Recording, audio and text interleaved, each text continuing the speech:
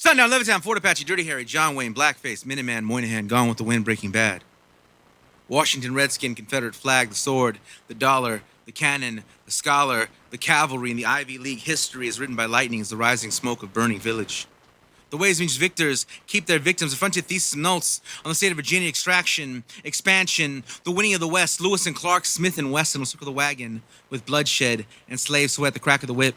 The law of 3/5, the crown republic of King Cotton, intended failures of Reconstruction, the housing covenants that greeted great migration, the same to the Mexicans and poor Mexico. So far from heaven and so close to Monroe Doctrine. To Davy Crockett. To prison industrial complex, a war on drugs is a war on our young. Bloody Christmas. Reefer Madness. 15 to life for 4 ounces, East Oakland. West Baltimore. South of La Brea and Oliver, North. Plymouth Rock. Jamestown. The Rio Grande. Stolen lives. Stolen land.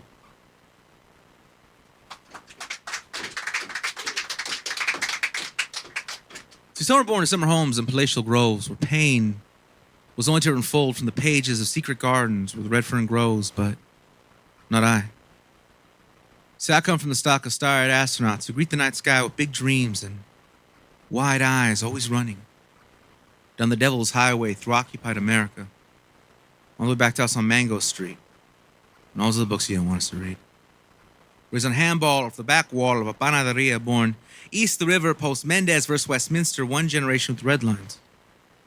And diplomas that were signed that those dreams in that skin need not apply. See, I come from struggle. And if my story offends you, it is only because you made the mistake of seeking your reflection in my self-portrait. See this. Well, it's want to be about you. Because some are born of the common core, whose reflected faces grace the pages of doctrine discovered and age to be explored. Where old world hardships crash against new shores, New England, New Hampshire, New Jersey, New York, for others pushed off Turtle Island. Aslan, do not call this brown-skinned immigrant. Child of the sun, son of the conquest, me, got no blood. Running through the veins these side of Los Angeles. Do not tell him in native tongue a song will best be sung. Do not tell me who I am. Because I was raised like you.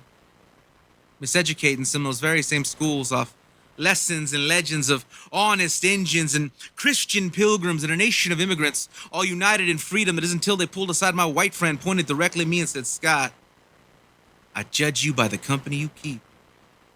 You spend your time with this. That's the same old story, 1846. The adventure Uncle Sam, the stick-up man, he wetback. Show me your papers, now give me your labor, the melting pot was never made for the hands that clean it. The American dream has always come at the expense of those who tucked it in. You don't know that, because you don't teach it. Could write you a book, but you won't read it, so you know it's about you. In 1492, and the Treaty of Waterloo, and California missions and Arizona schools, these racists that try to race us as they're kids in cities that bear our names. You can learn something today, from Ferdinand to Minuteman, from Arpaio to Alamo, from Popo Voodoo to King of the Indian, that lives in me from Missing 8 to Missing 43. They try to bury us. They didn't know we were seeds, Canadian minds, they don't strike the Plandeala, Mizapata, Wakimirieta, Satelitas, Brown Berezi, Zapatista Nixon, third Napoleon, from Peckinpah to Houston, from Lone Star Republic to Christopher Columbus, all the way down to Donald Trump. We didn't cross the borders. The borders crossed us. Who you calling immigrant? Pilgrim?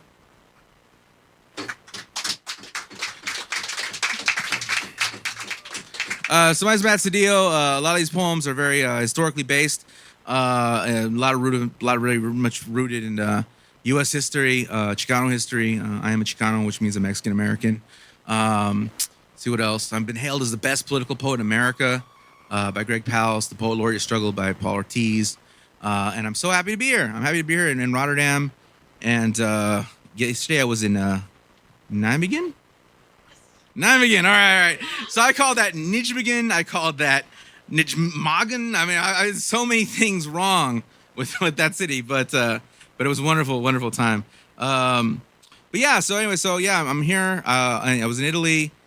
I got a chance to perform with this guy, John Fosse, who just won the Nobel, so that was like really cool. I'm doing some stuff in Hungary later, in Serbia. So it's really like kind of a wild tour for me. It's kind of an interesting moment in my life. I get to do all this, you know. I performed at a lot of universities in the U.S. and abroad, and it wasn't always like this. I used to work retail at a place not dissimilar from TK Maxx. In America, it's called TJ Maxx. And no, I don't work at TJ Maxx. I worked at Marshalls, though. I worked at TJ Maxx's competitor. And I also worked at Steinmart and a bunch of other places, Big Five. And the last job I had was the worst of all of them. And I remember my supervisor just screaming at me. And I could feel the dignity welling up in my legs. I could feel it reach my stomach and finally my hands. And I took my name badge off and I said, I'm a human being. I don't have to take this. I quit. And then she pinned it back on me. She said, no, you don't. Pinned it back on me. I was there for another 6 months. I thought I had pride and dignity. You know, I had rent. I had a car payment. I had a little mini fridge that I like to keep stocked with like fancy beers or what I thought were fancy beers. Over there, Amstel Light is very fancy. I'm not sure. I don't know what it's like out here. How Amstel ranks out here, but over there, that was the high life. And so I needed all that in my life, so I couldn't quit. But eventually, I was able to start doing some other stuff, and I was able to get out by performing at universities and stuff like this. But then I got sick, and then I thought I was gonna lose my health, lose my apartment, and then eventually, you know, I'd be on the streets and I would lose my life to the police. And LAPD is very brutal. I'm sure it's a well-known fact across the world. So that was really my concern. So this poem is born at that time, and it's dedicated to Los Angeles' finest.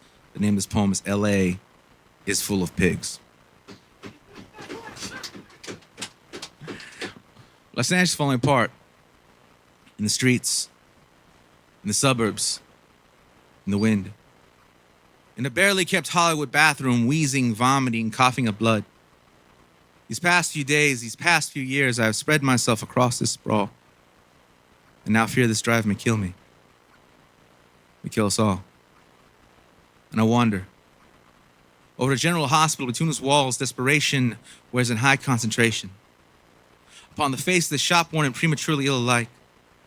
As they wait upon the news of illness they cannot afford to have, survival without insurance. This may take a while.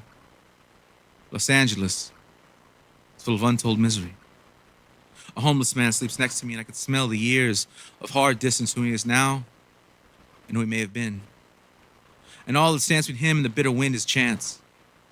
Is the kindness of a night nurse to let him sleep in peace. Los Angeles. It's full of good people. From time to time can turn a blind eye to killer pulse, and I wonder how bounce checks, free clinics, carry cash and leave the count the negative sent to me and him. Me and the bitter wind, and if so, where would I go? From Venice to San Francisco is now a war on the homeless, a war on the dispossessed. I got fewer and fewer options. I got shelters for women and children, all in out of me. Just man up, homeboy. To that concrete pillow, to that cardboard blanket, and freeze yourself to death. This city will leave you to die on the same stretch of sidewalk where banks stretch into the sky. And I wonder, as even now Skid Row is being gentrified as a city, as this system, as the pigs which feel past poverty, past hunger, past homeless, the very existence on Skid Row, we're also called complexities of an economy are laid bare, where the rich are literally stacked upon the poor. Los Angeles is full of grotesque absurdity, especially on Skid Row, and millions annually policing the misery of people with nowhere to go because your pockets are empty and you ain't got nothing, and change is not coming. What's the real difference to the booming metropolis and a barren desert and the world of money passes by you, passes through you, as though you were just parts of the scenery protected in the knowledge they are serviced by pigs who speak the language of violence, the language of the nightstick, the language of untold misery that will beat you for begging, beat you for sleeping, beat you for breathing, beat you for doing whatever it is you need to do to survive the night in the bitter wind, Los Angeles. I said Los Angeles. It's full of pigs.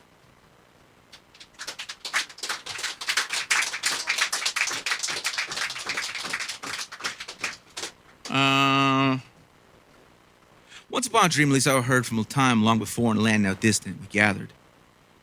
Took shelter from the winter. Our child eyes warmed the stars, collected moonbeams from tips of trees, and our heart was beat. In each generation, once and next, we built strong nests, and legends were left fuller than family. So I heard about the time long before I was born on a stretch of land known for its weather, where the sun shone its light upon the righteous and the wicked, the wretched and the privileged, the innocent and truly guilty alike as their gilded steps fell upon our heads for those who own the land, own the law, and those who do not, only its consequence. I had this dream once. A man walked a child to the edge of a hill, upon which sat a mansion. He pointed up and said, "Son, there live the rich. And though you and I may never live to see it, one day this hill will run red with their blood. Sometimes I have all the strength.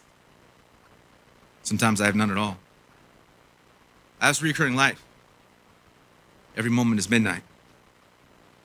Every step is fog. Wake up. Wake up. Wake up to a downtown bus ride alongside a friend of mine. Tell me your troubles. I'll tell you mine. We shoot the breeze, pass the time. Some about a job, some about a car, how I almost got messed up by the law, how I talk my way out like I always do. Tells me school children are chanting in their children's face, Trump, Trump, and build the wall. We were children during Prop 187. This is worse, I imagine. I pause, I restart. This is worse, I know. It ebbs and it flows, always really coming, never really goes. Our kids are never just kids in this country. We talk history, Mendez and Lemon Grove, Rodriguez versus Antonio, Sal Castro, and the blowouts, McGraw, Hill in Texas, how Tucson unified against us, how our ancestors walk among us, how our legends rattle our bones, how La Lucha makes us strong, but La Luna makes us who we are. She tells me she doesn't like to ride the bus alone. At least not at night. Tells me of dangers I never have to consider. Tells me the world is full of threats because the world is full of men. No exceptions. I sit. I listen. The wheels keep turning. We reach our destination. Walk our separate ways. I find no peace these days. I head east towards clinics of cruelty. All humanity stripped from a system, sadism posed as social work. In Omani, the writing on the wall will insult you in two languages. In the corner, a Paramount and Whittier on the border of Montebello and Pico Rivera, signs ring out to criminalize our movement. 6 months to a cage for cruising. My father always said they hate to see us shining. The car was once his. Its days are few. My feet are weary. I sleep in parking lots. Sleepwalk my way to the west side, some kind of festival of lights, the beginning or the end of the Christopher Columbus Highway. I've made my way waist deep in the Pacific. I welcome the waves, make distant the land, make distant the chant. Come this far to forget, feel the moonlight ripple my skin, awake again. I see them in the distance, the boys in blue, the killing crew. America, signed with a bullet, 5 pigs to 1 teenager, hands cuffed behind his back, loud, proud frat boys walk by, drinking out of flasks. Black youth is criminalized. White crime, state sanction their guns, their laughter. No crowd gathers as we come to imagine. After an hour, they release him. No explanation. They simply tell him to stay out of trouble. This is the law of the land. I had this dream every so often of people gathered in districts, beyond borders and prisons, telling tales of a time when women feared the evening. Communities were punished by color, and grown men hunted children, hardly able to believe there was a time people once lived that way.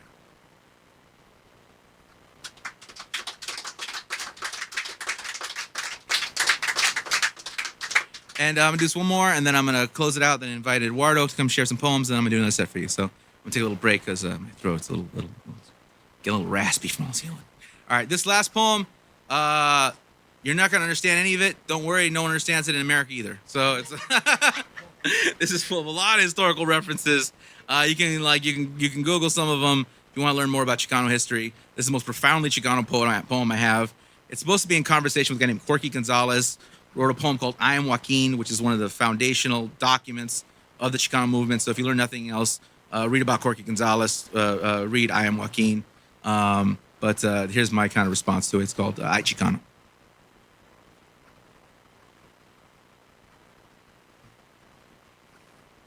Chicano poet sits at a desk and attempts to pen an anthem, a classic, a grand sweeping epic of economics, demographics, the fear of a brown nation on a bronze continent. The motive engine, the beating heart of the Mexican question, Chicano condition has somehow lost in a land of confusion, American neurosis, and Hispanic serving institution. Chicano poet sits at a desk and attempts to dive into ink, into parchment, open letter, An honest ledger of wins and losses, martyrs and marches, the mothers of East Los Angeles, crusades for justice, justice for janitors, the Justice 8, Los Siete, de la Raza, the Boulder 6, the Vasquez Rocks, the Silver Dollar. Chicano poet sits at a desk and attempts. Arranchero. Vaquero. Bandito. Gorro Blanco. Tercero. Chuco.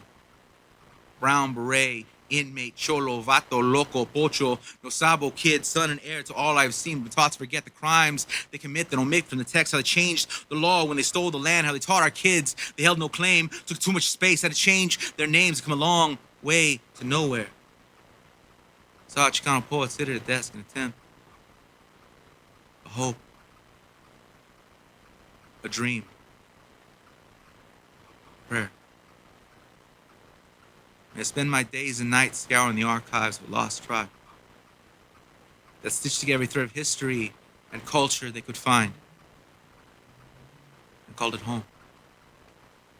May I carry the move in my heart, wear my heart on my sleeve, and enshrine our heroes. These poems. La Corona, Acuna, Deinuca, Caesar, Dolores, Gomez, Quiñones, The Plan, Santa Barbara, San Diego, Catalina, La Tierra, Amarilla, Tejarina, Alorista, LRU, UDB, CSO, ATM, a rifle, and a press, a pen, and a sword. It's like Flores, Daniel Gangi, Flores, Magón. It's like 500 years, then 500 more. Batista, Cortino, Jovito, Modesta, Morena, Barrera, Cabrera, Ayala, Carrasco, Cardona, Muñoz, Uniz, Ruiz, La Raza, La Crónica, Regeneration. It's like Luce, Asigue, Asintli, Rodriguez, a return to the corn. I Corky, I walk in, and I look the same, and I feel the same, and I've survived centuries of genocide and war, racist politicians, right-wing militias, pseudo-intellectual academics calling a good name into question, a movimiento estudiantil, a Chicano, this land, and I shall endure. There you.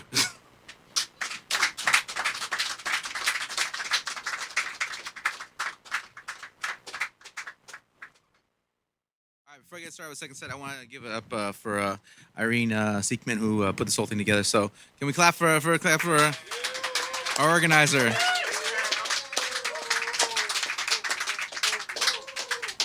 All right, here we go. Iron cast, hand press the heat, a pinch of salt, cup of water, masa de maíz, the steel, the bridle, the cactus, the eagle, the meadows, the volcanoes, a stone on the road, destined to roll, the children of the sun, the people of the corn. We didn't ask to be born Mexican. We just got lucky. This is the story of what has survived, what has endured. Centuries of rights and doctrine, discovery and conquest, the land and Cortez, suns that set and left us in complete darkness. Junipero, Pizarro, Columbus, and other cannibals. This story began long before we met.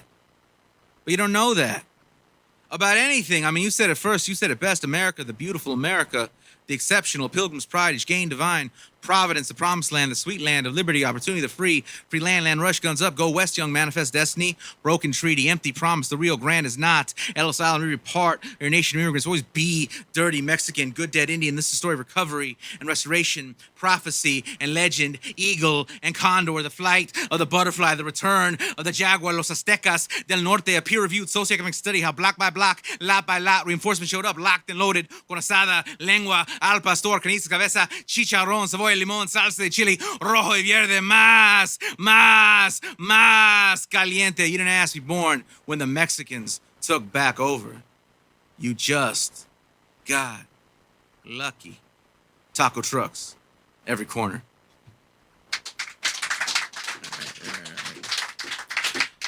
So that's a poem about Donald Trump and his politics out there. And one of his surrogate was like, if we're not careful, there's going to be taco trucks in every corner. So I wrote that poem. And so anyway, this next poem, so I teach in the prisons, and I teach at Tehachapi, at North Kern, California City, before it closed. Now it's closed. Not anymore, but Norco and a few different prisons in Southern California. And I drive hundreds of miles sometimes to go teach at these places. And while I'm there, I travel through small cities, and I wonder, like, who lives there. I see these trains, all these kinds of things. This poem's kind of based on those experiences. it's very rewarding work to work with the prisoners and to really kind of, you know, go in week in and week out and see like kind of how they improve as writers and really kind of be a part of that process. It's interesting though. People always ask me if I'm scared to go in there, and I've been doing it for like 3 years now, so I'm not scared. I mean, but the first couple of weeks I was, and I was in this one place, and it was California City, where it's like we're totally indoors, and so there's no like light of day or anything like that, and the lights went out, and like for like 30 seconds, and then when they come back on, I'm not just there by myself. There's these two other instructors, right, and they're mariachis, and there's these young women, and they teach mariachi, and the lights come back on. They're in the corner holding each other like this, all scared. I'm like at my table with a pen in each hand like this, and ready to just stab anyone that touched me. And then the guys that are all standing there with their hands on the table perfectly flat like that, looking at all of us like idiots. Like that was ridiculous. The point of the story is, the people are people, and they're just people who made mistakes. And a lot of them are innocent, actually. America's a horrible country. Anyways, here we go. This poem is called "The Nimbus Was Here," and it's about a lot of things. Here we go. First up, shadow box to break the dawn. Step jab, step back, feint right, check left, hold the phone, get low, now dig to the body, dig to the body, dig to the body. Moves in silence, jogs in place in a house of four, fast asleep and slow to wake in broken sweat. Palms his head, freshly cut, freshly done, fresh from the demands of each new day, reaching for the next Richmond yet they reach for the hatch in his backyard, just the cactus man of the house ever since the accident in a small town where everybody knew that boy had hands. Throws bricks on the counter and cans and a black book on his back. And the sky is not yet fallen. And the mountains, the color of deep ocean. And the wind carries all the dreams its place, the light of day is broken. And its red dirt roads are his. And its gray cracked forks are his. And the side streets, the back alleys, and all that there is here of heaven belongs to him if he could. He would take all that burns this book. Pages of Nawa, sketch a color, older than his years and bigger than his time, and bomb the sky, this town, this house, this life that grows smaller by the day, returns home to the smell of fresh nopales on a hot plate. To his name around a table set. To the averted eyes of his pregnant girlfriend. To his sister wheeling in on the cracked linoleum. To his mother's lament about a government check that doesn't quite stretch the way that it used to. To her clasped hands of undying gratitude to the good Lord above for having sent the extra income of a good son who turned out to be a good man, just like his father before him. The sun has risen, morning is broken, pack it in, kid. The day has now begun, and it's round two. Around 200 miles to Los Angeles, Uncle currently lives. Same man who taught the kid to slip a jab, to rack a can, that rivals don't rest, that any mark left would have to be taken. Same man who once taken away and trusted a name to not stop, or outbox the demons within it. Sometimes, yes, sometimes when the kid closes his eyes, he could see him in the distance, his uncle, Tio Tecayo, out on an ocean, a mountain, shadow boxing night, and that mystic act, they are one and the same in his fists. Live myth, legend, tradition, the ancient, the sacred. He could, he would take all that burns in him and carve our legacy, our lineage, the stars, so no one came after us, could ever mark us out, or deny we were here. There was an extra bag, a change of plans in the back. Could be a one-way trip, tells no one. Eyes peeled, hands on the wheel in the driver's seat. Thinking long and deep, he recognizes the riders on the train. He begins to dream. And when he dreams, he is praying. And when he prays, he is dreaming, running, and screaming, and the red dirt road is sinking. Dear Father, who are dead and buried, does anyone, anywhere survive anything? Or are we all just passengers in the end? Prisoners of guilt, circumstance, and regret. Old man, how easy it must have been to have died young, for you mess it all up. Let them down. Walk on out. See how far your hands can carry you. By the time they reach Los Angeles, Twin Towers, correctional facility, where his uncle currently hangs his head. No explanation is expected or given. The prison is on lockdown. Guests to be turned away. They will leave. He will stay. Spend the rest of the day out in front of that towering dungeon, hoping against the odds his uncle will catch a glimpse of him shadow boxing the dusk. Step jab, step back, feint right, check left, bob and weave, cut the ring. Now dig to the body, dig to the body, dig to the body. Now dig to the body, dig to the body, dig to the body. Now dig to the body, dig to the body, dig to the body. Night He will seek out a train yard, fall to his knees, close his eyes, and begin to dream of his mother, his sister, his lady, of the child she is carrying, the story he'll one day become should he choose to run. He will see for the first time he has spent his whole life chasing fathers, figures, and shadows that were never there to begin with. At least not the way we cast them. But none of that matters now. You see, we are myth. We are legend. And it's now up to him to reach in this bag and do right with what he's been entrusted that night. He will sleep in the park. Next day, board a bus. Return to the family so deeply loves. These trains will leave their station. Some ocean to ocean carry name he was given to Nemes, meaning you will travel, you will live, and the starlit skies are his, and the open plains, the cityscapes, the uptowns, the downtowns, the small towns that live in canyons, the backs of yards and the hillside village, the east sides, the south sides, the west sides, the north sides, the roaring metropolis, and all that there is of heaven belongs to him, and anyone, anywhere across this land where trains cross tracks could see that boy had style. That boy had hands.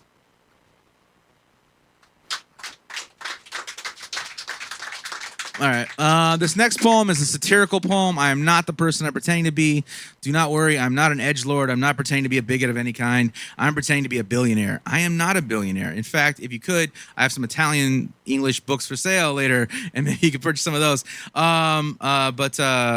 Yeah. So I've had people protest me like, we're going to rise up against you. Like while I'm doing this poem, it's like, yes, brother, I'm a billionaire. I've come to this open mic in the small suburb of Los Angeles from 7 people to brag in all your faces. That's how I spend my billionaire time. But this, I'm sure you will. I'm sure you will for other reasons, right? Make them legit. So this poem is called The Rich. So here we go. The rich. Well, they're not like you and me. They see an opportunity and they grab it. Reach for the stars and they put them in their pocket. Company stays in the red, but they're backed by the government. Snort the public dime to lines of pure profit. Research and development, the rich, well, they live and breed. Champagne wishes and caviar dreams, thoroughbred stallions, 250 million mansions on the sea, Deepwater Horizon, blood diamonds, golden parachutes, silicon, messiahs feasting on endangered species, served on silver platters, winter palaces carved from the tips of icebergs, 6-figure charters, vulture capital, $1 million companies smoking life like an apple, insured by suicide nets, lifestyles of the criminally negligent, but you haven't lived until you've launched a car into space for no real reason. And that's what I call freedom. The rich, well, here's how it is. Dollars and cents, trademark and rent, facts and figures, lines on a ledger, derivatives and debt, building the future, increasing productivity, union busting back to the 100-hour work week, between the fat producing monopolies with real money, shorts and bets. Now, my friend, so the rich stay rich while the rest make poor decisions in its pure ecstasy, living in the lap of luxury, pushing pharmaceuticals to mark up. The market will bear your body to its altar at a life or death bargain. The gospel of wealth, because it is what it is, and that's all it's ever been. The less we spend, the more we keep. You see, the rich and the poor, well, just like you and me. 2 hands, 2 feet, the sky, the sea, and one heart that beats in the time to make the most of us. You'll find no sympathy reaching into these deep pockets. All we were asked was for our fair share. That's all of it. So out in the streets, scream for peace and justice. We sleep in satin sheets, dream free and guiltless over oceans and tariffs, liquidating pensions and off to bid on porcelain and portraits at billion-dollar auctions. You know you need us. You know we're selling your secrets. You know still send us DNA kits, watching the puppets on television debate freedom, free speech, fascism, democracy. We're reaching the earth and punching the ozone and fuel the economy with space stations. Yes, space stations, hydrating the red planets. We're gonna survive this lava pit. So you got pots and pans. We got deals and plans. Chopping down rainforest, colonizing the moon. We're the rich. Who the are you? We'll privatize the water supply and then copyright the tears falling from your eyes. Burn it all down. What the hell are you talking about? The ice caps already melting. You want to start some ish? Eat the rich. We're already killing your kids. 1 carbon footprint, 1 gas house emission, 1 oil rig, 1 naval ship, 1 free trade agreement at a time. We'll get away with it too. Nothing we say or do is ever held against us. Haven't you been paying attention? We're rich.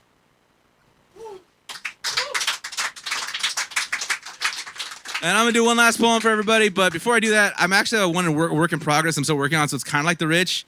So it's very satirical, but it's even goofier. Do you want to hear it? It's even like wilder and zanier. All right, so I don't have the whole poem. I just have the end of it, right? Right. So this is the end of this poem, right? So it's gonna. So you gotta imagine before this, I talked about how I'm a self-made man, how I came from nothing except like a small $1 million loan from my father. And like, like how I built my company, even though my parents like run this giant foundation and blah, blah, blah. So I'm going to like lampoon Bill Gates, Donald Trump, all these people talk about being like, oh, I'm a college dropout, but like, like, okay. So imagine I did all that, right? So now I'm moving towards the end, right? And so like, I will be the one to soothe your fears, to dry your tears, tuck you into a deep state of ignorance, a kiss on the cheeks. I don't know about you, but I'm tired of apologizing for my success, for the blood I shed, for how the other half lives. Hell, half the time, I don't know what I want. I don't know who I am. I just know I have an insatiable appetite for life, and the show must go on. I'm P.T. Barnum, I'm Dana White, I'm Vince McMahon. Ooh, yeah! I'm Joe Rogan, Bill O'Reilly, and I'm looking for the little guy, because I'm a big man, and I carry a big stick with a big can, and I fill it with big oil! And everywhere I go, it's all the same. You idiots sing my praise. And everywhere I frack, the land, it quakes. Acid falling from the sky. Drink it! Drink it! Drink it! Drink it! I'm making it rain. So that's me being a cowboy. All right, here's my last poem. This one's actually very sincere, and it comes from my heart. This is a poem about growing up on the east side of Los Angeles. It's dedicated to all the folks back home, to all my Chicano peoples. Que viva la raza. Here we go. I was born on the east side of Los Angeles, across the tracks from abandoned steel, industrial, petrified forest. Across the steps, a giant green tarp protected customers and gossipers, our abuelitas, from rays of sun to bombs of birds. They spoke Spanish, sold mangoes, papayas, and cherries. My favorite.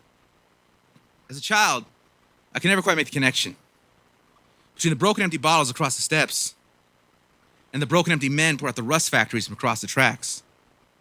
So my cousins and I would gather and throw rocks of dirt aimed directly for the head. And the men would yell back something like, "What do you kids know about life?"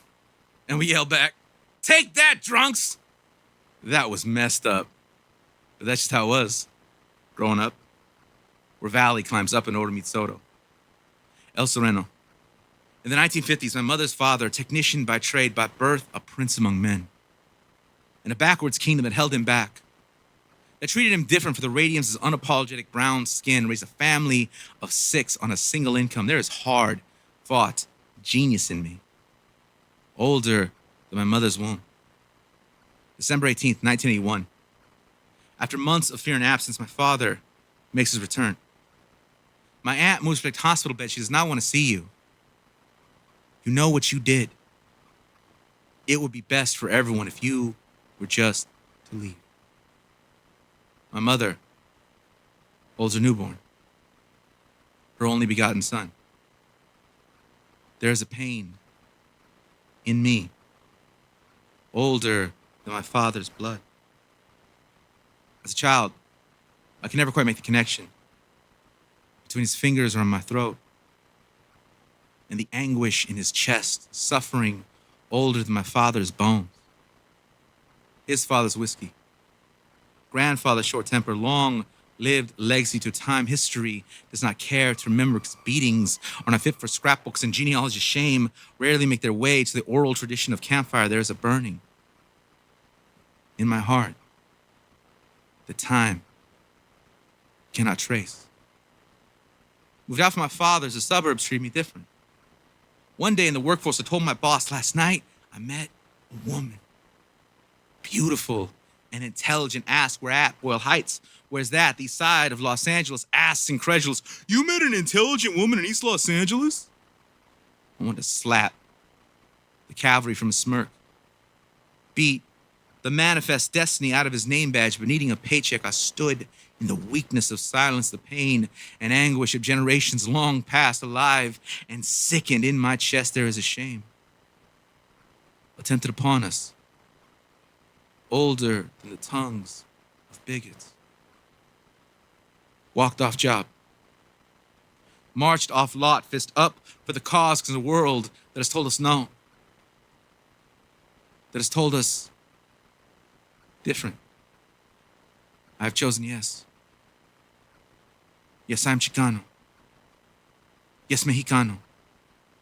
Yes, indigenous. Yes, I brown skin and bleed red. Yes, unafraid and unashamed. My passion, my potential, my intelligence. Yes, the fire in my chest. Look into my eyes, you could feel its strength. And yes, as a matter of fact, some of the most radiant, gifted, talented, beautiful, intelligent women I have ever met reside on the east side of Los Angeles, just across the steps from the streets where I was born. Yes, I am all of this. And more. I, like you, am made of stars. You, like me, so filled with pain, are brimming with genius. Listen to no one who would make you feel different. Thank you so much, Rotterdam. It's been a pleasure. My name is Matt Sedillo, the best political poet in America.